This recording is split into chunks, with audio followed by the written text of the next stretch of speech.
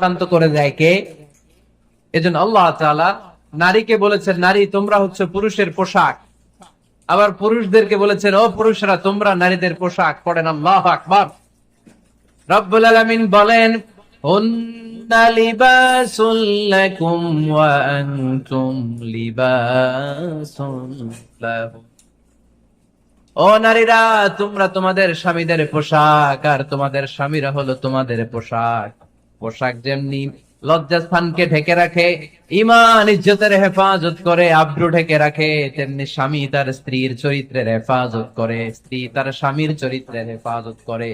পোশাক যেমনি সুন্দর, স্ত্রীর চোখে স্বামী সুন্দর, স্বামীর চোখে স্ত্রী সুন্দর। পোশাক যেমনি মানুষকে আরাম দেয়, প্রশান্ত করে দেয়, স্বামী আর স্ত্রী একে অপরের সংস্পর্শ পেলে তাদের হৃদয়টাও প্রশান্ত হয়ে যায়। ঠিক কিনা? এজন্য আল্লাহ